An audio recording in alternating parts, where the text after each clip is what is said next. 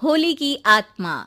बचपन से शहर में रहने वाला मनोज इस साल होली की छुट्टियों में अपने गांव दुर्गापुर वापस आता है, जहां उसे देख पूरा गांव खुशी से झूम उठता है। जब गया था तब इतना सा था और अब देखो कितना बड़ा हो गया है। हाँ सरपंच जी, जब मैं गया था तब आप भी बहुत जवान थे और अब देखो कितने बूढ़े हो गए हैं आप। चलो चलो बढ़िया है। बच्चा घर वापस आ गया। इसी खुशी में आज रात पार्टी होगी। क्या बात है, गांव में भी पार्टियां होने लगी। वैसे अगर पार्टी की बात है तो आज क्यों सीधा होली पार्टी करते हैं। होली पार्टी की बात सुन चहल पहल में अचानक सन्नाटा छा जाता है, जिसे देख मनोज को कुछ अजीब लगता है, लेकिन तभी सरपंच बात पलट देता है।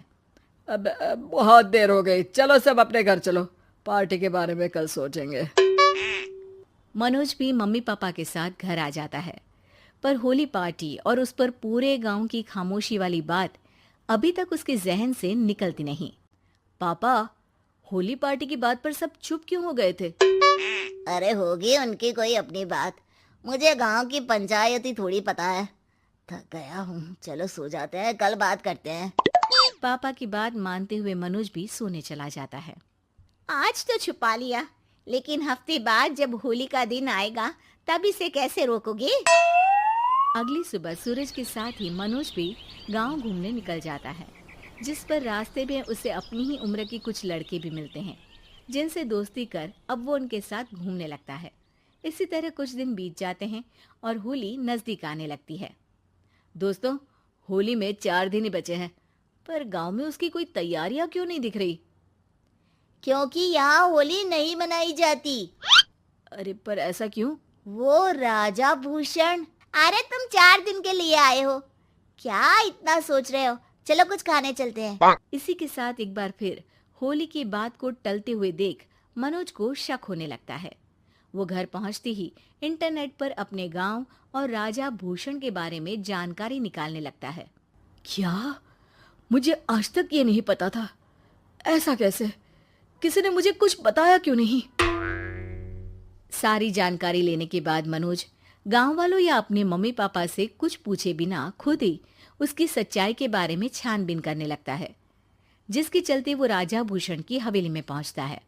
वाह, क्या हवेली है यार। पर क्या यहाँ सच में कोई भूत है? हेलो भूत जी, कोई है क्या? हम इस साल गांव में होली सेलिब्रेट कर रहे हैं, क्या आप उस पर थोड़ा इंटरव्यू देंगे? मनोज के ऐसा बोलते ही गांव में तूफान उठ जाता है और हवेली में रखी सारी चीजें हिलने लगती है। एक अदृश्य शक्ति मनोज को धक्का देकर हवेली से बाहर निकाल दरवाजा बंद कर लेती है। ये सब देख मनोज हैरान रह जाता है। क्या अभी मुझे हवा ने धक्का देकर बाहर निकाल दिया? मेरे होते हुए इस गांव में कभी होली नहीं मन सकती, इसलिए दोबारा ऐसी कोशिश भी मत करना, अंजाम बुरा होगा। आवाज सुन मनोज हैरानी से इधर उधर देखने लगता है, पर उसे कोई दिखाई नहीं देता। वो गांव वापस आ जाता है, जहां तूफान की वजह से सब कुछ तहस महस हो चुका होता है। आखिर ये तूफान आया कैसे? ना ऐसा कोई मौसम था और ना ही हमने होली का त्योहार मनाने की बात की थी। सरपंच की बात पर कोई रिएक्शन दिए बिना मनोज चुपचाप अपने घर चला जाता है। इस तरह देखते ही देखते होली का दिन भी आ जाता है और मनोज रंग लेकर गांव में निकल जाता है, लेकिन गांव पूरी तरह खाली होता है। अरे त्योहार का दिन है, धूमधाम की जगह मातम क्यों मनाया हुआ है? मनोज की आवाज सुन सब अपने घर की खिड़कियां खोल के घर के अंदर से ही उसे वापस जाने के लिए कहने लगते हैं, पर वो किसी की नहीं सुनता। तुझे पहले भी समझाया था, अगर होली खेलने की कोशिश भी की तो अच्छा नहीं होगा। अरे बात मान लो बेटा, तुम्हें सच नहीं पता। मुझे सब पता है। सालों पहले इस राजा ने एक अंधविश्वास फैलाया और आप लोग आज तक उसे मानते आ रहे हो। अरे बेटा, जब तुम पैदा भी नहीं हुए थे उससे भी बहुत पहले से इस गांव पर होली का श्राप है। अगर गांव में होली का त्योहार मनाया जाता है तो प्रलय आना पक्की बात होती है। राजा भूषण इस सब में नहीं मानते थे और त्योहार मनाने लगे, जिसके चलते होली वाले ही दिन पहले उनके बेटे की और फिर उनकी मृत्यु हो गई। तभी से गांव की रक्षा के लिए उनकी आत्मा उस हवेली में रह रही है। सबकी बातें सुन मनोज उलझन में पड़ जाता है।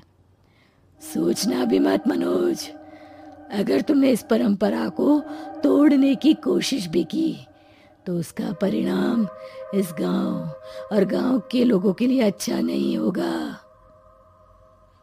मुझे भी यकीन नहीं हो रहा कि आप लोग एक बेतुकी बात को मानकर सालों से रंगों के त्योहार को मातम की तरह मनाते आ रहे हो। मनोज किसी की कोई बात ना मानते हुए पूरे गांव में रंग बिखेर देता है, जिसके तुरंत बाद वहां तूफान के साथ बिजलियां गरजने लगती है। अचानक मौसम में ऐसा बदलाव देख जहां मनोज कंफ्यूजन में आ जाता है, वहीं गांव वाले डर से सहम जाते हैं।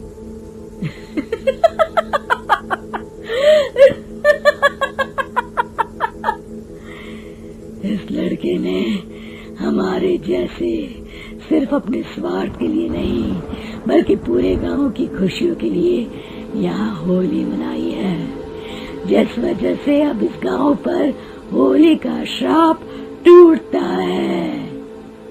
ऐसा बोलकर राजा का भूत वहां से गायब हो जाता है, जिसके बाद गांव के लोग धूमधाम से होली मनाते हैं। खुशियों के रंग गांव में बिखरे ही होते हैं कि अगली सुबह अचानक मनोज कहीं गायब हो जाता है और एक बार फिर गांव में होली का नया राज शुरू हो जाता है।